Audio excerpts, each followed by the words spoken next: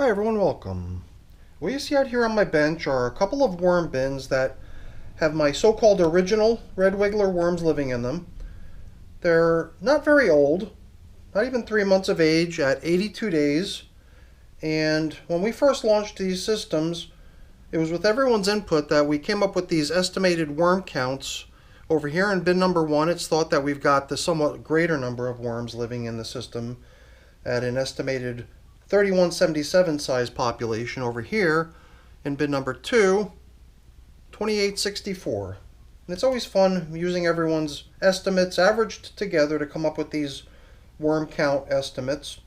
These systems have been fed 7 times so far over those 82 days in service, and the last check-in 11 days ago was kind of good because they got some of their favorites. They got some watermelon rind, and they received some carrot. Stuff that had been frozen, and stuff that I imagine probably got really mushy and gooey as the stuff started to thaw out. And after 11 days, I am curious to see if we're going to find any leftovers of that. Somehow I suspect that the carrots will probably leave virtually no leftovers. The watermelon, on the other hand, there's the fleshy part of the watermelon, then there's the rind, or the outer skin of it. The outer skin of it sometimes manages to survive. It's kind of interesting. These systems have been getting managed almost identically, but it does seem like we've got a far greater amount of what might be castings material piled up out here on the surface of bin number 1. Out here on bin number 2, the top coating of leaves that we applied seems to be holding out a little bit better, kind of making me wonder if perhaps the plastic was oriented in a way that was kind of wavy and allowed for a little bit of, a little bit of airflow, allowing for dryness to remain out here, while perhaps over here in bin number 1 we might have had a little bit more moisture circulating. And I mean, on the topic of moisture circulating, it does almost seem to me like we might be at the point where we can consider doing away with those plastic top coverings just based on how muddy and moist things are down here. I mean, watermelon, just by its name, you would be able to assume that is probably a fairly moisture-laden food item. The carrots, I believe, were probably also pretty moisture-laden, if that's the right way to think about it. Especially if the stuff's been frozen, and as the stuff gets to thaw out, it has the opportunity to kick out its moisture content. I'm definitely liking the idea of us transitioning away from plastic coverings here. A lot of times I'll just dive right into where the feeding zone was, which was right down the middle in both cases, in both systems. But today I thought we might just go at it in a somewhat different order, just to see how things in the outer edges look first. And then we can jump in to see how they did on their yummy feast of watermelon and carrots. Yeah, I'm definitely liking the idea of going back to those plastic coverings just to make sure we haven't left any poor wormies stranded on this stuff. Getting them back in here with the rest of their friends and neighbors, and then finding some other sort of coverings for these systems that'll allow for a little bit more airflow at this point and allow for some of this moisture to leave the system through evaporation. I mean, some people might say, hey, why not just leave it? The worms definitely like a nice damp environment. But I don't think it needs to be quite so damp.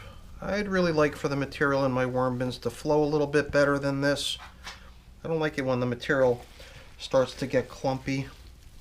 I'm a little bit envious when I see people who have worm bins where the material all seems to flow nice and loosely, and sometimes I wonder if I could achieve that too, perhaps by being a little bit more generous on bedding. I've got my supply of prepared bedding here, which is a combination of shredded cardboard and paper combined with leaves and moisture. And that's what we used last time as sort of the foundation for the feeding. And then, as you saw here already, we used the leafy matter as sort of a top dressing. And my idea was to sort of follow suit with that again here today, because it does seem like it's a pretty well received arrangement of materials. Yeah, lots of moisture down here. So I'm definitely hitting some larger, harder objects. Here we've got the stem of a pumpkin, which I assume is going to take quite some time before it sees any significant progress, but it's always amazing to me how the worms somehow manage to find a way to work their way down into one of these things. I'm not sure if there's just natural cavities and holes in one of these things or if it's stuff that's forming, but just based on the way that thing feels, it's just so firm and hard, it seems hard to believe that it would have formed a hole and deteriorated in that just one spot there, and the rest of it would remain so rigid and tough. You might have also noticed me cracking a avocado pit in half earlier.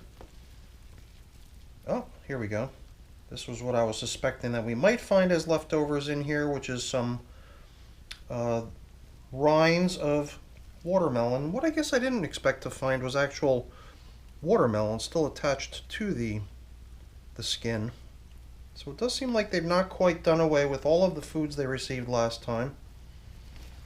But I'm not going to worry about it. I'm going to go back in here and give them some more here too. A little piece of baby carrot that's really pretty much still intact in the form that it was probably in when we first placed it in here. Yeah, this is kind of cool too. This is half of a mango seed. So it seems like I probably put multiple cuts into this mango seed because it seems like it's actually a hollow object inside of which there's a whole bunch of worms. It's so funny how the worms like to find themselves these little hidey holes in some of the food items that you give them, how they burrow down into there and sort of snuggle up to one another. I guess worms you don't really imagine to be social creatures, but for whatever reason, whether they're going in there to be social or if they just really like the that sensation of pressure, something pressing down on them, which might be the explanation as to why they like crawling into things like that. I'm not sure whether it's one or the other or neither or a combination of both or something in between. I don't know.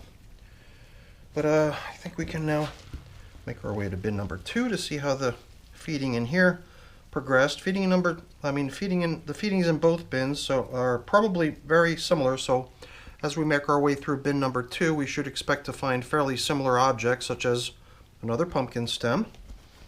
And if they've made similar progress on their foods, then we might find similar leftovers from the past feedings, such as this avocado pit, which appears to have actually been an actual avocado, because this is some stuff that was surrounding the pit, some of the actual fruit.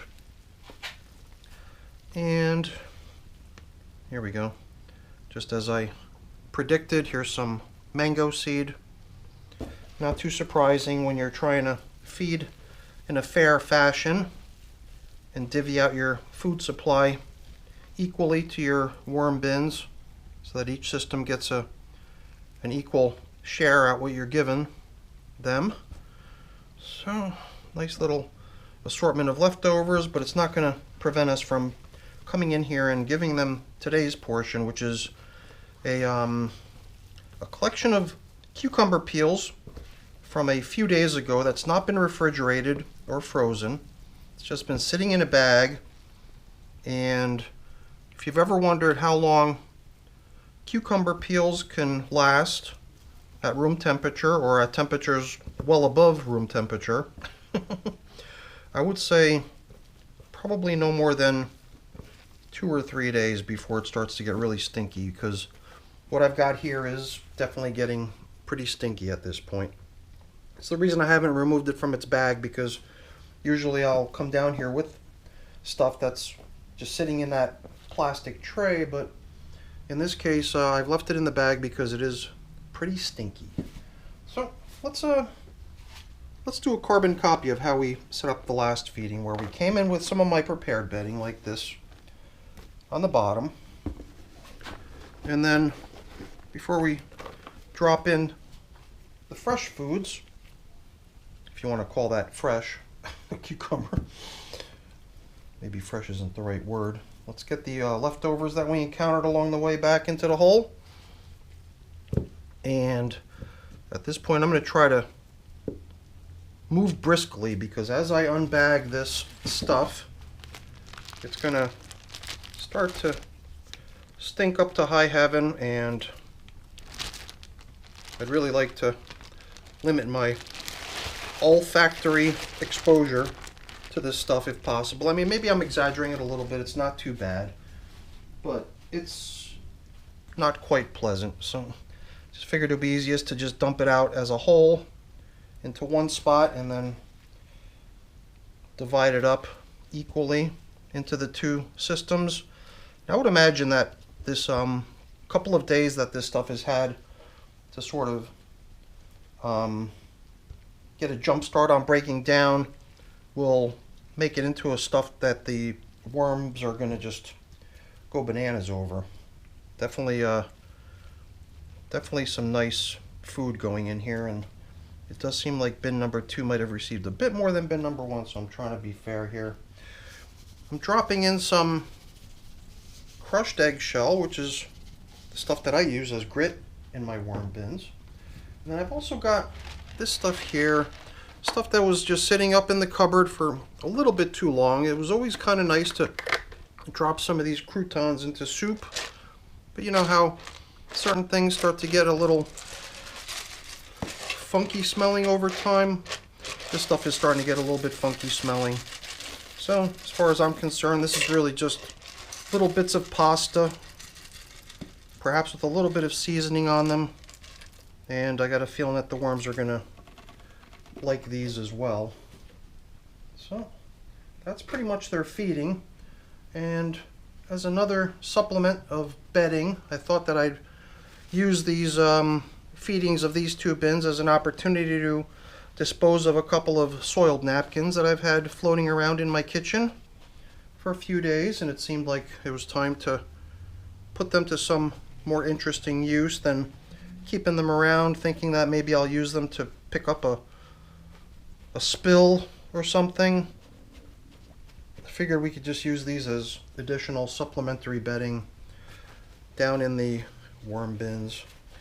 And I think that the tail end of this check-in is probably going to happen off camera, because like I said earlier, I'm going to be switching from plastic coverings to something different, probably newspaper, and I don't have that on standby ready to go. And besides that, I want to make sure we don't have any rogue worms like this little guy right here. Good thing I noticed him before he ends up on the tabletop and turns into jerky. I want to make sure I don't have any worms stuck out on the plastic covers before I officially retire those and take them out of service here. So I'll do that really quick off camera too, but before we part ways and before I proceed to taking care of those things, we're just going to backfill the feeding zones. And I don't have coffee today, so that means I don't have coffee filters with which to mark the feeding zones. But luckily we're pretty consistent in our feedings in most of our systems, so I think we'll have no problem locating where we last fed, especially with that nice portion of cucumber that they just received here. I've got a feeling that the location of the last feeding zone is going to reveal itself next time we check in on these systems. There's probably going to be a nice little recess in the level of the material in these systems where the cucumber was placed in here for them. And I don't know if it came through on the camera, but it was a pretty fair bit of material too. It had some pretty good weight to it. It just seems like it was sort of compacted onto itself over the past few days of just sitting in that bag and getting a little jump start on the breakdown process. It all kind of lost its firmness and has collapsed in on itself, so the material was pretty densely packed into that bag, so there was a fairly good portion of stuff. So what remains is, as I mentioned earlier, finding new replacement coverings for these systems and naturally taking care of cleaning stuff up and putting things away. But I'm not going to waste your time with that stuff because that's boring. Before I go really quick, let me just say thank you. Thank you so much for watching. Hopefully you enjoyed the video. Time out. I almost forgot. One other thing that I think would probably help is another top dressing of leaves. We did actually mention that we wanted to do a carbon copy of the last visit, right? And that did include a nice, generous top dressing of leaves, which eventually does end up becoming bedding in the systems. And besides that, it creates a nice little natural looking top surface in the bins that I like to see when I come in. And since we're going to be using a more porous, breathable top covering here, this stuff might last a little bit longer than it did in the previous round because of the plastic recirculating the moisture in the bins. So I guess we'll see how the worms do with this stuff on the next check-in. I suspect we'll have a pretty good amount of it remaining. So back to what I was saying. Thank you so much for watching. Hopefully you enjoyed the video. If you did, as always, please don't forget to leave me a quick thumbs up before I go. That's always really appreciated. And if you haven't done so already, please also consider subscribing to the channel. That's very much appreciated as well. All right, everyone, have a great day. Thanks for watching. Bye now.